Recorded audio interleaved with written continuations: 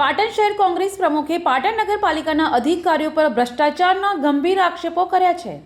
તેમણે જણાવ્યું કે શહેરના નિર્માણાધીન બસ સ્ટેન્ડને બાંધકામ પૂર્ણ થયા પહેલા જ બીયુ પરમિશન આપી દેવામાં આવી છે।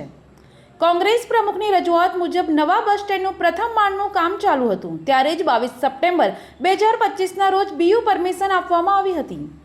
સામાન્ય રીતે બીયુ પરમિશન ત્યારે જ અપાય છે જ્યારે ઇમારત સંપૂર્ણપણે ઉપયોગ માટે તૈયાર હોય।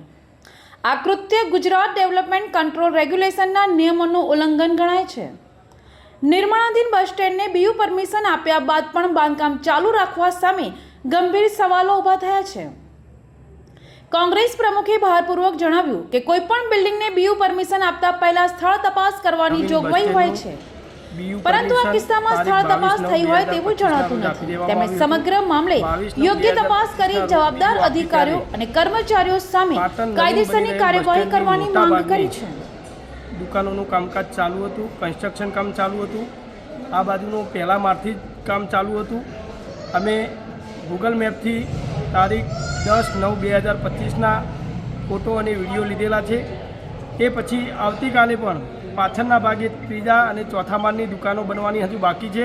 તેમ છતાં સમગ્ર 4 માળ સુધીનું પહેલો, બીજો, ત્રીજો, ચોથો એમ 4 માળ સુધીનું બીયુ પરમિશન આપી દેવામાં આવ્યું છે। બીયુ આની યોગ્ય તપાસ થવી જોઈએ।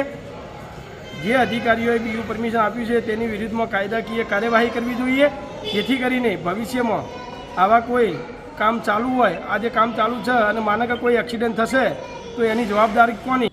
આ બાબતે પાટણના ચીફ ઓફિસર હિરલબેન ઠાકરે જણાવ્યું હતું કે નાગરિકોને બસ સ્ટેશન જેવી પાયાની સુવિધા ઝડપથી મળે છે તે હેતુથી બીયુ પરમિશન આપવી તેમની ફરજ છે, કારણ કે બીયુ પરમિશન વિના બસ સ્ટેશન ચાલુ થઈ શકતું નથી। આ વિસ્તારમાં સૌથી વધુ હોસ્પિટલ આવેલી છે, તેથી આસપાસના ગામડાથી આવતા નાગરિકોને હાલાકી ન પડે તે ધ્યાને રાખી બીયુ પરમિશન ઝડપથી ઇસ્યુ કરવામાં આવ્યું હોવાનું જણાવ્યું હતું। તે માટે બસ સ્ટેશન વહેલું શરૂ થાય એ જરૂરી છે।